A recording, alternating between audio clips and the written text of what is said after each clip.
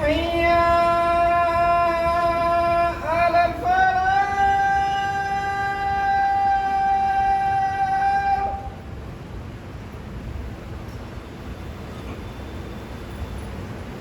حي على الفلاح.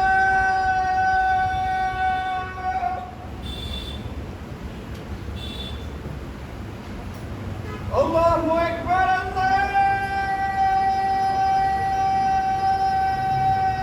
الله أكبر.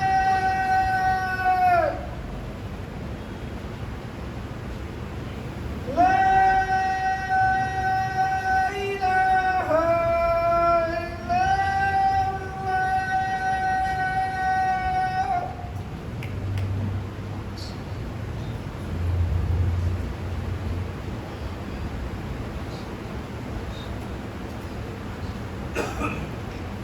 إن الحمد لله نحمده ونستعينه ونستغفره ونؤمن به ونتوكل عليه ونعوذ بالله من شرور أنفسنا ومن سيئات أعمالنا. من يهده الله فلا مضل له ومن يضلله فلا هادي له. وأشهد أن لا إله إلا الله وحده لا شريك له وأشهد أن محمدا عبده ورسوله. فإن خير الحديث كتاب الله وخير الهدي هدي محمد صلى الله عليه وسلم وشر الأمور محدثاتها وكل محدثة بدعة وكل بدعة ضلالة وكل ضلالة في النار. أعوذ بالله من الشيطان الرجيم. بسم الله الرحمن الرحيم. يا أيها الذين آمنوا اتقوا الله حق تقاته ولا تموتن إلا وأنتم مسلمون. وقال تعالى: يا أيها الناس اتقوا ربكم الذي خلقكم من نفس واحدة وخلق منها زوجها وبث منهما رجالا كثيرا ونساء واتقوا الله الذي تساءلون به والأرحام إن الله كان عليكم رقيبا. وقال تعالى: يا أيها الناس اتقوا ربكم الذي خلقكم من نفس واحدة وخلق منها زوجها وبث منهما رجالا كثيرا ونساء. أعوذ بالله من الشيطان الرجيم. بسم الله الرحمن الرحيم. قاف والقرآن المجيد بل عجبوا أن جاءهم منذر منهم فقال الكافرون هذا شيء عجيب أإذا متنا وكنا ترابا ذلك رجع بعيد قد علمنا ما تنقص الأرض منهم وعندنا كتاب حفيظ بل كذبوا بالحق لما جاءهم فهم في أمر مريج أفلم ينظروا إلى السماء فوقهم كيف بنيناها وزيناها وما لها من فروج والأرض مددناها وألقينا فيها رواسي وأنبتنا فيها من كل زوج بهيج تبصرة وذكرى لكل عبد منيب ونزلنا من السماء ماء مباركا فأنبتنا به جنات وحب الحصيد والنخل باسقات لها طلع نضيد رزقا للعباد وأحيينا به بلدة ميتا كذلك الخروج. وقال تعالى في موضع آخر: وما أنفقتم من شيء فهو يخلفه. تمام قسم کی تعریف و توصیف اسی وحدہ لا شریک کے لیے لائق و زیبا ہے جو تمام جہانوں کا پالنہار ہے. بعدہ درود و سلام ہو تمام انبیاء اکرام پر، بالخصوص میرے اور آپ کے آخری نبی جناب محمد رسول اللہ صلی اللہ علیہ وسلم پر، جنہوں نے اللہ تبارک و تعالی کی امانت کو ہم تک من وعن پہنچایا. محترم سامعین اکرام، جب اللہ تبارک و تعالی نے آدم علیہ السلام کو پیدا کیا تو اللہ تبارک و تعالی نے آدم علیہ السلام کی مہمان نوازی کی. پھر جب آدم علیہ السلام سے غلطی سرزد ہوئی تو اللہ تبارک و تعالی نے ان کو زمین پر خلیفہ بنایا، یعنی اللہ تبارک و تعالی نے ان کو زمین پر بھیج دیا. اور اللہ تبارک و تعالی نے آدم کو زمین پر بھیجنے کا مقصد، یا یوں کہہ دیجئے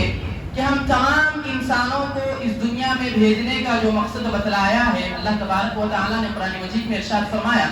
وَمَا خَلَقْتُ الْجِنَّ وَالْإِنسَ إِلَّا لِيَعْبُدُونَ. یعنی اللہ تبارک و تعالیٰ نے ہم انسانوں کو اور جناتوں کو اس لیے پیدا کیا ہے تاکہ ہم لوگ اللہ تبارک و تعالیٰ کی عبادت کریں۔ محترم حاضرین جمعہ، عبادت کی بہت ساری قسمیں ہیں۔ اللہ تبارک و تعالیٰ نے اور نبی کریم صلی اللہ علیہ وسلم نے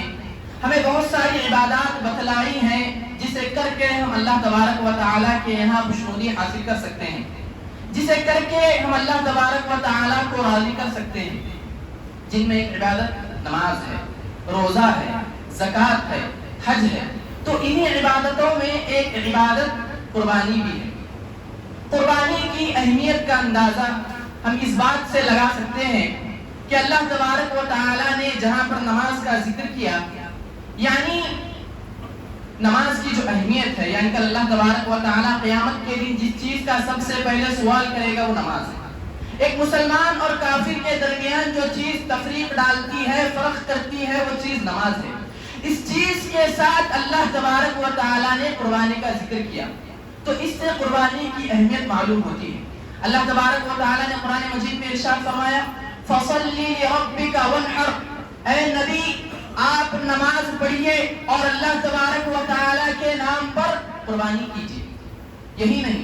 ایک اور مقام پر اللہ تبارک و تعالیٰ نے قرآن مجید میں ارشاد فرمایا قُلْ إِنَّ صَلَاتِي وَنُسُكِي وَمَحْيَايَ وَمَمَاتِي لِلَّهِ رَبِّ الْعَالَمِينَ، اے اللہ کے نبی کہہ دیجئے بے شک میری نماز،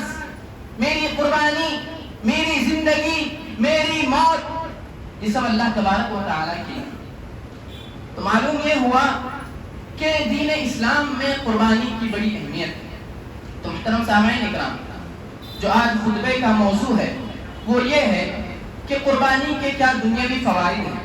ہم جانتے ہیں کہ دین اسلام میں قربانی کی بڑی اہمیت آئی ہوئی ہے اور اس کا ثواب بھی اللہ تبارک و تعالیٰ نے بتلا دیا، لیکن دنیاوی اس کے کیا فائدے ہیں تو اس کو آج ہم سننے کی کوشش کریں گے۔ محترم سامعین اکرام، دنیا میں کئی سارے مذاہب ہیں، کئی سارے ادیان ہیں، تو ان مذاہب اور ان ادیان میں ان کے الگ الگ تہوار ہیں،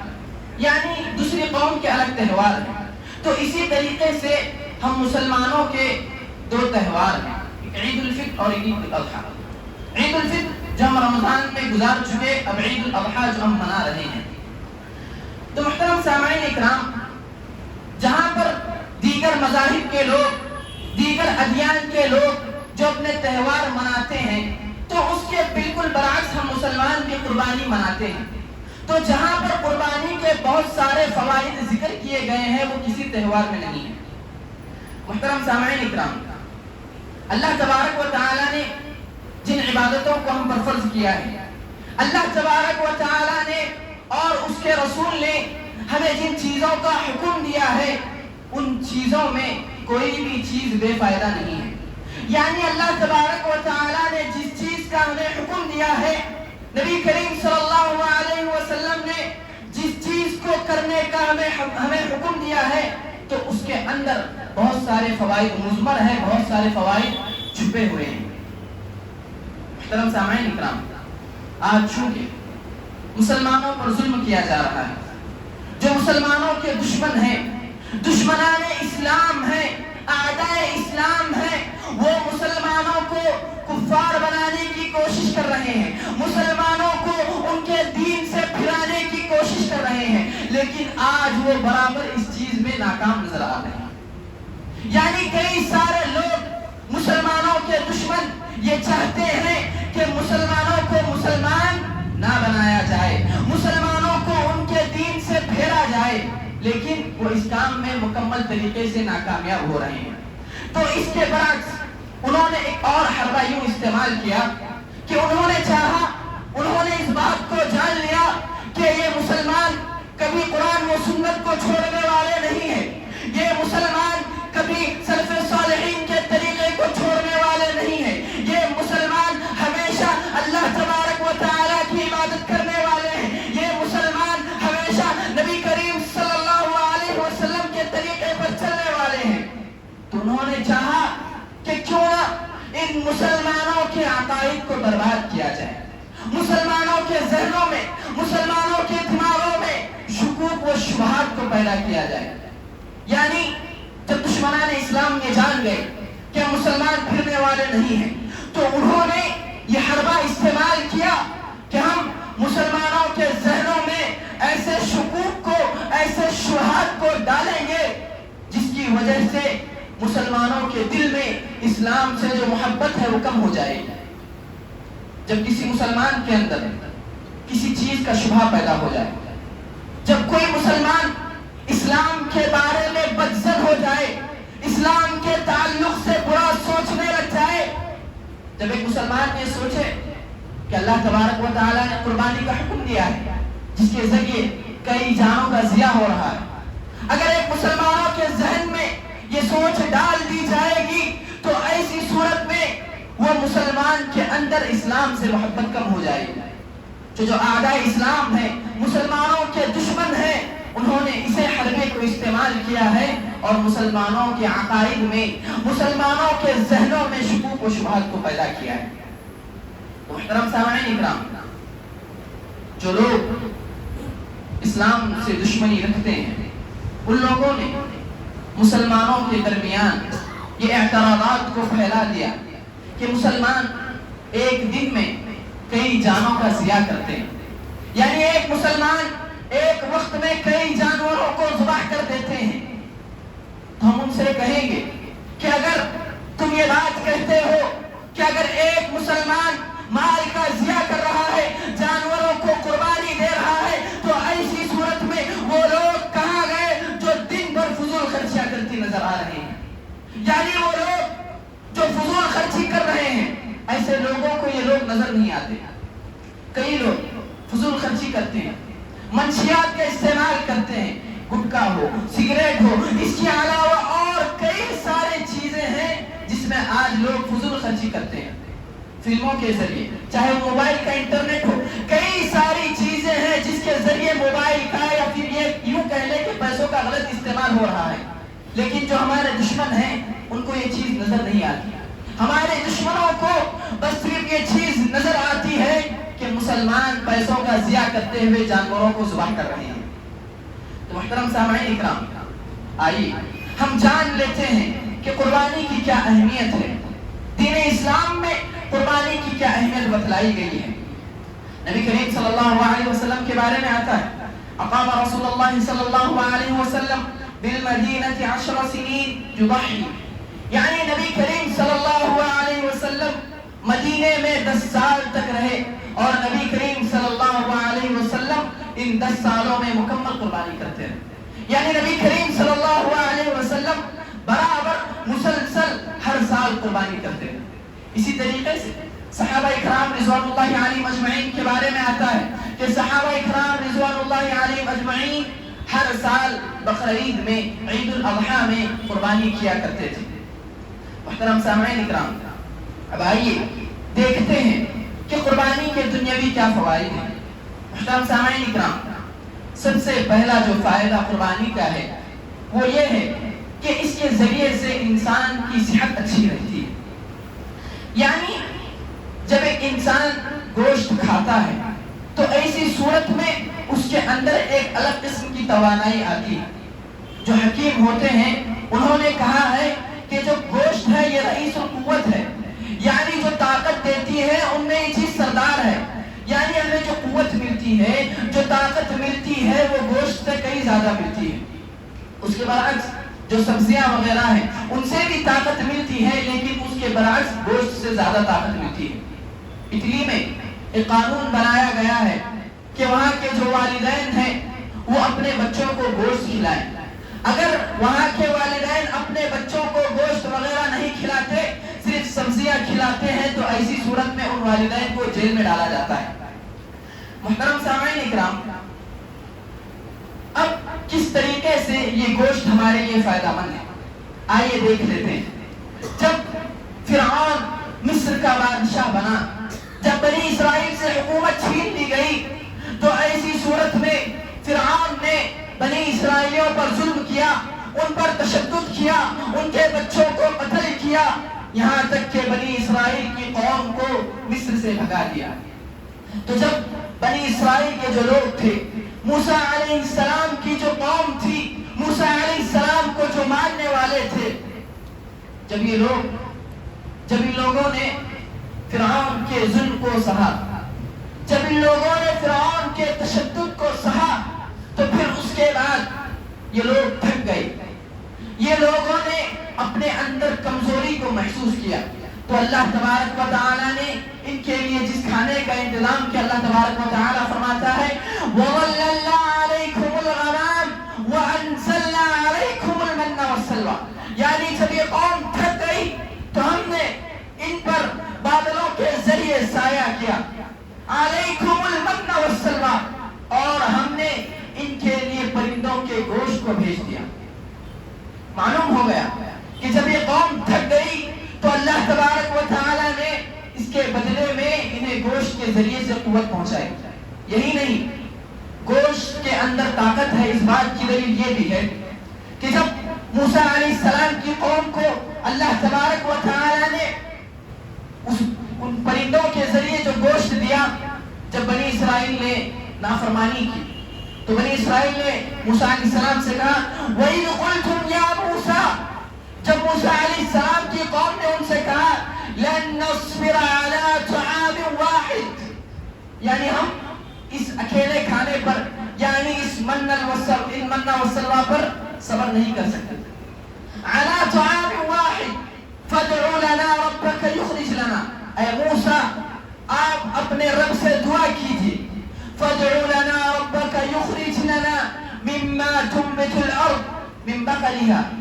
یعنی آپ کا رب ہمیں زمین سے من بقلها وقثائها وفومها وعدسها وبصلها، آپ کا رب زمین سے ہمارے لیے گیہوں کو اگائے، ککڑیوں کو اگائے، جو سبزیاں ہیں اس کو اگائے۔ جب بنی اسرائیل نے یہ بات کہی تو اللہ تبارک و تعالیٰ نے کہا قال أتستبدلون الذي هو أدنى بالذي هو خير، اے موسیٰ کیا یہ لوگ اس چیز کی تبدیلی کرنا چاہتے ہیں، یعنی بدلنا چاہتے ہیں، هو أدنى بالذي هو خير، جو کہ ادنا ہے، یعنی جو یہ لوگ سبزیاں مانگ رہے ہیں یہ کمتر ہے، هو الذي خير، اس چیز کے جس کو میں نے ان کو گوشت کے ذریعے سے دی ہے۔ یعنی اس آیت میں اللہ تبارک و تعالیٰ نے بتلایا کہ جو گوشت میں نے ان کو دیا ہے یہ اس چیز سے طاقتور ہے جو یہ سبزیاں ہمیں مانگ رہے ہیں۔ تو محترم سامعین اکرام، معلوم یہ ہوا کہ قربانی کے فوائد میں ایک فائدہ یہ ہے کہ اس کے ذریعے سے انسان کی جو صحت ہوتی ہے، انسان کی جو طاقت ہوتی ہے، اس میں بڑھوتری ہوتی ہے۔ محترم سامعین اکرام، گوشت طاقتور ہے، اس کی ایک اور دلیل ہے۔ جب نبی کریم صلی اللہ علیہ وسلم نے غزوہ سیف البحر میں 300 افراد یعنی 300 صحابہ اکرام رضوان اللہ علیہم اجمعین کو ایک جنگ کے لیے بھیج دیا، ایک غزوے کے لیے بھیج دیا، نبی کریم صلی اللہ علیہ وسلم نے صرف ایک بوری بھر کے کھجوریں ان کے امیر کو دے دی، یعنی جو رئیس الجیش تھے، جو سردار تھے، سپہ سالار تھے، انہیں ایک بوری کھجور دے دی۔ وہ صحابی جو امیر تھے وہ ہر صحابی کو ہر روز ایک ایک کھجورے دیتے تھے، پھر وہ کھجورے وہ کھانے کے بعد ان سے واپس گٹھلیوں کو لے لیتے تھے۔ جب صحابہ اکرام رضوان اللہ علیہم اجمعین جنگ کے لیے چلے گئے، غزوے کے لیے چلے گئے، تو اثناء سفر کے درمیان ان کے کھجورے ختم ہو گئے، تو اس کے بعد صحابہ اکرام رضوان اللہ علیہم اجمعین پر قحط سالی کا دور آ گیا۔ صحابہ اکرام رضوان اللہ علیہم اجمعین پر ایسا وقت آیا کہ صحابہ اکرام رضوان اللہ علیہم اجمعین ان گٹھلیوں کو چوستے، یعنی جو گٹھلیاں بچ گئی تھی ہر دن ایک صحابی اس گٹھلیوں کو چوستا۔ پھر جب اللہ تبارک و تعالیٰ نے اس بات کو محسوس کیا کہ مسلمان جنگ کے لیے گئے ہوئے ہیں،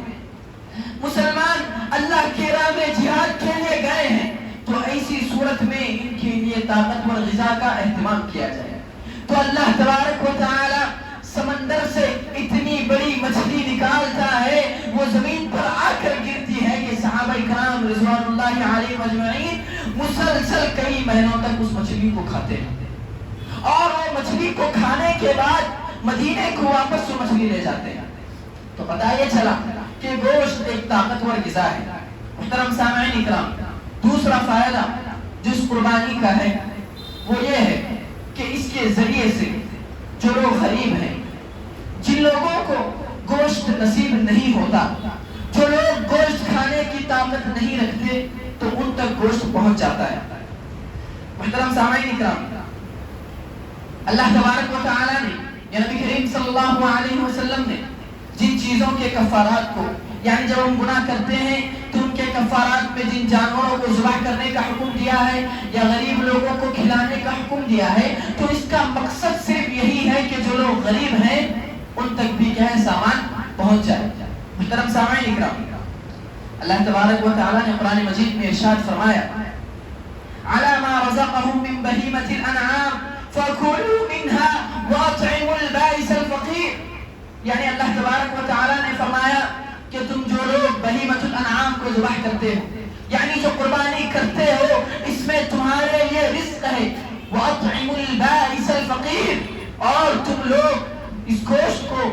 غریبوں کو، یتیموں کو جو گوشت کھانے کی طاقت نہیں رکھتے انہیں کھلاؤ۔ محترم سامعین اکرام، تو اس بات سے، اس آیت سے یہ بات معلوم ہوئی کہ ہمیں چاہیے کہ جو ہم قربانی کرتے ہیں، قربانی کے اس گوشت کو غریبوں تک، جو لوگ کھانے کی استطاعت نہیں رکھتے، ان لوگوں تک گوشت کو پہنچایا جائے۔ محترم سامعین اکرام، اسلام آنے سے قبل قربانی کی جاتی تھی، یعنی جو دوسرے قومیں اسلام سے پہلے گزر چکی ہیں ان قوموں میں بھی قربانی کا اہتمام کیا جاتا تھا، لیکن ان کی قربانی جو کی جاتی تھی اس کا طریقہ بالکل الگ تھا، اس لیے کہ پچھلے زمانے میں لوگوں کا یہ معمول تھا کہ لوگ شکار کے ذریعے گوشت کھایا کرتے تھے، یعنی پچھلے زمانے کے جو لوگ ہوا کرتے تھے، چاہے وہ امیر ہو یا غریب ہو، وہ لوگ شکار کے ذریعے جانوروں کو شکار کرتے اور گوشت کھا لیتے تھے۔ تو اس وقت قربانی کا طریقہ یہ تھا کہ لوگ جانوروں کو لے لیتے اور جانور کو کسی اونچی جگہ پر رکھ دیتے اور آسمان سے ایک بجلی گرتی جس کی وجہ سے وہ جانور ہلاک ہو جاتا۔ اس کے ذریعے سے، اس طریقے سے پچھلے زمانے میں قربانی کی جاتی تھی۔ جو یہ طریقہ تھا، علی العموم اگر دیکھیں تو اس کے دو سبب ہو سکتے ہیں۔ پہلا سبب تو یہ تھا کہ اس کے ذریعے سے اللہ تبارک و تعالیٰ کی عبادت کی جائے، یعنی اللہ تبارک و تعالیٰ نے جو حکم دیا ہے اس حکم کو بجا لایا جائے، اس لیے کہ پچھلے زمانے میں جو جانور ہوا کرتے تھے وہ ان کے نزدیک بہت محبوب ہوتے تھے، یعنی پچھلے زمانے میں جانوروں سے ہر چیز کا کام لیا جاتا تھا، یعنی اس کے ذریعے سے لوگ کھیتوں کو جوتتے تھے، کھیتوں میں کام کرتے تھے، انہی جانوروں کا لوگ دودھ پیا کرتے تھے، یہی مال کا ان کا ذریعہ تھا۔ تو اللہ تبارک و تعالی اس کے ذریعے سے یہ جاننا چاہتا تھا کہ کیا یہ لوگ اس چیز کی قربانی دیں گے جو ان کے نزدیک محبوب ہے۔ محترم سامعین اکرام، لیکن جب اسلام سے قبل لوگ شکار کیا کرتے تھے تو آج کے زمانے میں حالت اسلام میں اللہ تبارک و تعالی نے قربانی کے طریقے کو الگ طریقے سے ذکر کیا ہے، یعنی آج ہم قربانی کرتے ہیں اور ہم اس قربانی کے گوشت کو کھاتے ہیں اور لوگوں میں تقسیم کر دیتے ہیں۔ محترم سامعین اکرام، تو معلوم یہ ہوا کہ قربانی کے جو دنیاوی فوائد ہیں اس میں پہلا فائدہ تو یہ ہے اس کے ذریعے سے ہماری صحت اچھی رہتی ہے، اور اس کے ذریعے سے جو لوگ غریب ہیں، جن لوگوں کو گوشت نصیب نہیں ہوتا، تو ایسے لوگوں تک بھی گوشت پہنچ جاتا ہے۔ محترم سامعین اکرام، اسی طریقے سے جو ہم قربانی کرتے ہیں اس کے ذریعے سے معاشی کیا فائدہ ہے، یعنی تجارتی کیا فائدہ ہے۔ محترم سامعین اکرام، معاشیات کا کہہ لیں یا تجارت کا یوں کہہ لیں کہ اگر مال کو ایک جگہ جمع کیا جائے گا تو ایسی صورت میں مال میں بڑھوتری نہیں ہوگی، اگر مال کو حرکت دیا جائے گا، مال کو ایک جگہ سے دوسری جگہ لگایا جائے گا تو ایسی صورت میں مال میں بڑھوتری ہوگی۔ محترم سامعین اکرام، قربانی کے ذریعے سے معاشی کیا فائدہ ہے، یعنی تجارتی فائدہ کیا ہے؟ اس کے ذریعے سے سب سے پہلا معاشی فائدہ تو یہ ہے کہ جو لوگ دیہاتوں میں رہتے ہیں، جو لوگ کسان ہوتے ہیں، تو اس کے ذریعے سے ان کا فائدہ ہو جاتا ہے، یعنی وہ لوگ گاؤں سے اپنے جانوروں کو لاتے ہیں، اس کے ذریعے سے ان کی تجارت ہو جاتی ہے اور ان کا فائدہ ہو جاتا ہے. اور ساتھ ہی ساتھ جو لوگ چارہ وغیرہ بیچتے ہیں، جو لوگ غریب ہوتے ہیں، گاؤں سے آتے ہیں، دیہات سے آتے ہیں، تو قربانی کے اس موقع پر ان لوگوں کا بھی فائدہ ہو جاتا ہے. یہ بھی لوگ چند پیسے کما لیتے ہیں. تو معاشی فوائد میں سے ایک فائدہ یہ ہے کہ جو دیہاتی ہوتے ہیں، جو چارہ وغیرہ لاتے ہیں، اس کے ذریعے سے ان کی تجارت میں برکت آتی ہے اور انہیں مال بھی حاصل ہوتا ہے. محترم سامعین اکرام، اسی طریقے سے اس کے ذریعے سے معاشی فائدہ ایک یہ ہوتا ہے کہ جو قصائی لوگ ہوتے ہیں، جو جانوروں کو ذبح کرتے ہیں، تو ان کا بھی اس سے فائدہ ہو جاتا ہے. ایک سروے کے مطابق تقریباً 28 ارب قصائی جو عالم اسلام میں ہیں، دنیا میں ہیں، ان کو اتنا پیسہ حاصل ہوتا ہے. یعنی قصائی لوگ تقریباً 28 ارب پیسے اس موقع پر، قربانی کے موقع پر کماتے ہیں. تو محترم سامعین اکرام، اسی طریقے سے اس سے معاشی فائدہ ایک یہ ہوتا ہے کہ جو لوگ گاڑی وغیرہ بڑے گاڑیاں چلاتے ہیں، تو اس کے ذریعے سے وہ دیہاتوں سے جانوروں کو لاتے ہیں. تو جو گاڑی چلانے والے ہوتے ہیں، اس کے ذریعے سے بھی ان کا فائدہ ہو جاتا ہے. اور معاشی فائدہ اس کے ذریعے سے ایک یہ بھی ہے کہ جو لوگ مزدور ہیں، جو لوگ مزدوری کا کام کرتے ہیں، جب قربانی کا موقع آتا ہے تو ایسی صورت میں انہیں مزدوری بھی ملتی ہے. یعنی جب یہ کام کرتے ہیں تو اس کے ذریعے سے یہ لوگ بھی پیسہ کمانے لگ جاتے ہیں. محترم سامعین اکرام، اس کے ذریعے سے ایک معاشی فائدہ یہ بھی ہے کہ جب ہم جانور کو ذبح کرتے ہیں تو اس کا جو چمڑا ہوتا ہے، جو چرب قربانی ہوتا ہے، تو اس کے ذریعے سے بھی جو لوگ چمڑے کی تجارت کرتے ہیں، چمڑوں کی خرید و فروخت کرتے ہیں، تو ان کا بھی اس سے فائدہ ہو جاتا ہے. محترم سامعین اکرام، ایک بات غور کر لیں، دنیا میں جتنے ممالک ہیں، اگر وہ چاہے کتنا بھی ٹیکس بڑھا لیں، یعنی ہر چیز پر آج ٹیکس لگایا جاتا ہے، دنیا کے ہر ممالک اگر ٹیکس لگا لے تو سال بھر میں یہ لوگ غریبوں کو اتنا فائدہ نہیں پہنچا سکتے جتنا آج ہم مسلمان قربانی کے ذریعے لوگوں کو پہنچاتے ہیں. یعنی آج ہر ملک میں ٹیکس لگایا جاتا ہے، لوگوں سے پیسہ وصول کیا جاتا ہے، لیکن اس پیسوں سے کسی کا فائدہ نہیں ہوتا. اس کے برعکس جب ہم قربانی کرتے ہیں تو ان قربانی کے ذریعے جو لوگ غریب ہوتے ہیں، جنہیں گوشت نصیب نہیں ہوتا، جو لوگ دیہات کے ہوتے ہیں، تو اس کے ذریعے سے انہیں بہت سارا فائدہ حاصل ہو جاتا ہے. محترم سامعین اکرام، یہ آج سوال کیا جا سکتا ہے، آج ہم مسلمانوں سے یہ آبجیکشن کیا جا سکتا ہے کہ آپ مسلمان ایک دن میں کئی جانوروں کو ذبح کرتے ہو، کئی جانوں کا مال، کئی جانوں کا کو ضیاء کرتے ہو. تو ایسی صورت میں اللہ تبارک و تعالی نے قرآن مجید میں ارشاد فرمایا وَمَا أَنفَقْتُم مِّن شَيْءٍ فَهُوَ يُخْلِفُ، جو کچھ تم اللہ تبارک و تعالی کی راہ میں خرچ کرو گے فَهُوَ يُخْلِفُ، اللہ تبارک و تعالی مزید کر دے گا. خلف یخلف کہتے ہیں یعنی پیچھے سے کوئی چیز آ جانا، یعنی اگر ہم اللہ تبارک و تعالی کی راہ میں خرچ کریں گے تو اللہ تبارک و تعالی اس میں اور بڑھوتری کرے گا. اللہ تبارک و تعالی اس کے ذریعے اور زیادہ کرے گا. اگر دنیاوی اعتبار سے دیکھیں تو ہم اس بات کو اس طریقے سے ثابت کر سکتے ہیں، یعنی اللہ تبارک و تعالی نے جو حکم فرمایا کہ اللہ تبارک و تعالی زیادتی کرتا ہے، تو آج بکروں کی قربانی سب سے زیادہ کی جاتی ہے. ایک سروے کے مطابق جانوروں میں سب سے زیادہ تعداد بکروں کی، جبکہ ہر سال بکرے ذبح کیے جاتے ہیں. اس کے بالکل برعکس بلی ہے، کتے ہیں، ان کی تعداد بکروں سے کم ہے،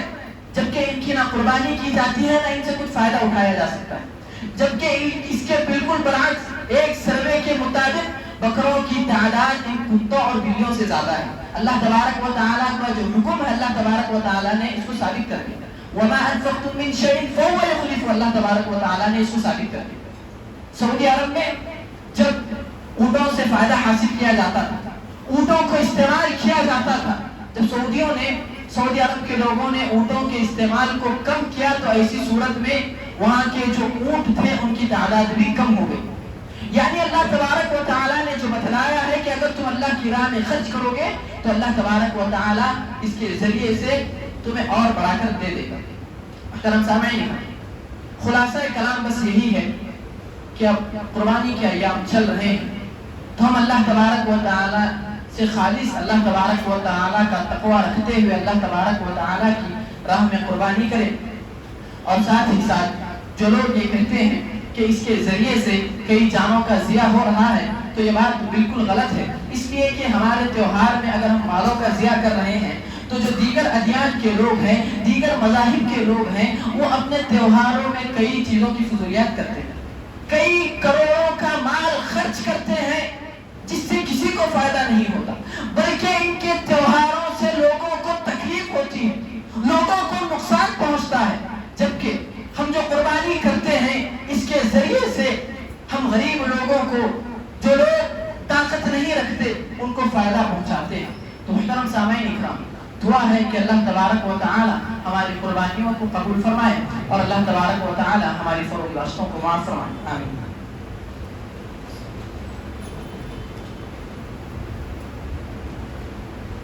ان الحمد للہ نحمد